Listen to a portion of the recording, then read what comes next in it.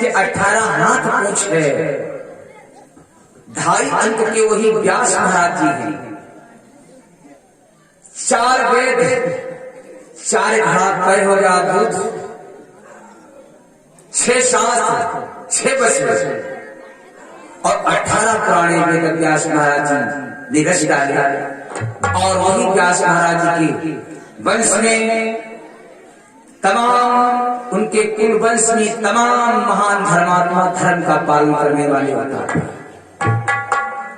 महाभारत में व्यास जी को संपूर्ण ज्ञान था कि इस महाभारत में क्या हुआ।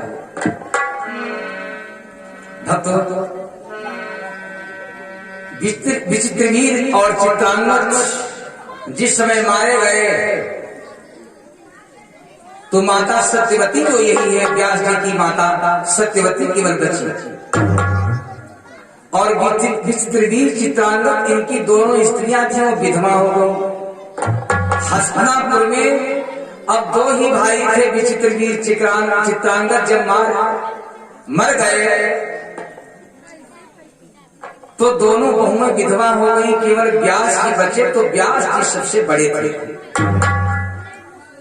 राज सिंहासन हस्तिनापुर का सोना पड़ा हुआ है। माता सत्यवती जब निकलती है घर से, अपनी बहुओं को देखती है कि मेरी जवानी बहुएं दोनों, एक कोई संतान नहीं है आज में जो इस राज सिंहासन कहता है कि मुझे राजा दे दो। माता सत्यवती को बहुत दुख हुआ। माता सत्यवती ने जाकर के व्यास जी से कहा, बेटा व्यास, मैं तुम्हारी मां हूं और तुमसे कुछ मांगने आई हूं।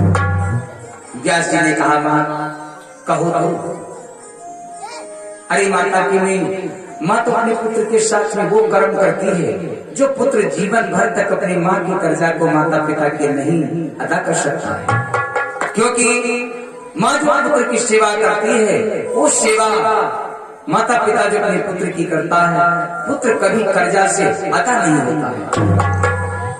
जब मां गोदी में बच्चे को लेती है, भोजन करने बैठती है, भोजन करते समय पेशाब करने लगता है, गंदगी कर देता है, लेकिन फिर भी मां फेंकती नहीं अपने पुत्र को। फिर साफ करके अपने बेटा को खुद साफ करके वही भोजन को फिर ग्रहण करती है। व्यास जी कहते हैं, माता कहो तो। माता सत्यवती ने कहा, बेटा तुम्हारे 2 भाई जो थे वो मर गए थे, दोनों बहुएं जवान हैं। राज सिंहासन सुना पड़ा है, एक भी इस जब मैं निकलती हूं तो सिंहासन मेरे से कहता है हस्तिनापुर का, ए महारानी मुझे राजा दो, मुझे राजा दो। तो बेटा व्यास, अब इस सृष्टि कैसे चलेगी? इस सृष्टि कैसे चलेगी? व्यास जी ने कहा, मां तो मैं क्या करूं इसके लिए, कोई उपाय है? माता सत्यवती ने कहा कि बेटा आप ही सोच सकते हो। व्यास जी ने कहा, माता अगर आपकी इच्छा है तो मेरे से दोनों ये छोटी हैं, बहु है, मैं इससे बात भी नहीं कर सकता हूं क्योंकि मैं सबसे बड़ा हूं, ज्येष्ठ हूं। और माता ये दोनों मेरी बहनों हैं, इनसे मैं क्या बात करूं, इनके पति तो मर गए हैं। माता सत्यवती ने कहा, बेटा फिर सृष्टि कैसे चलेगी, इन दोनों से कोई सृष्टि चल सकती है?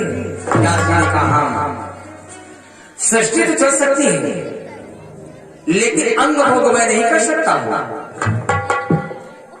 केवल मैं दृष्टि भोग करूंगा माता। और दृष्टि भोग करने से हस्तिनापुर की सृष्टि फिर चल जाएगा। व्यास जी बोले, तो कहा बेटा दृष्टि भोग, कहा जो हमारी दोनों भैरव हैं, छोटी ये मेरे सामने प्रातः ब्रह्म मुहूर्त में नंद होकर के निकले, मैं दृष्टि भोग करूंगा और दृष्टि भोग करने पर माता इनके गर्भ में संतान अवश्य प्रकट हो जाएगा। माता सत्यवती ने कहा, बेटा देश की रक्षा के लिए प्रजा के लिए राजा को चाहिए, नीतिवान। माता सत्यवती ने बहुओं से कहा कि आज तुम्हारे बड़े ज्येष्ठ हमारे बेटा व्यास बहुओं अगर अपने शरीर से सृष्टि की और हस्तिनापुर की फिर से राजधानी को चाहता हो तो मेरा कहा मानना, आप नंद होकर के व्यास जी के मेरे बेटा के सामने निकलना, दर्शन करे जाकर। लेकिन अब बड़े जेठ के आगे, क्योंकि व्यास जी बड़े थे, उनके सामने छोटी बहू जब घूंघट मार करके निकलती है तो भला नंगे नंगे कैसे चली जाए। लेकिन धर्म की तो हानि हो रही है, राजा नहीं है कोई। तो एक ने स्नान करके नग्न हो करके व्यास जी के सामने निकली, लेकिन वो मारे शर्म के जो बाल पीछे थे वो बाल पीछे के बाल अपनी आंखों के सामने चिपका लिया। व्यास जी बैठे हुए थे अपने आसन पर।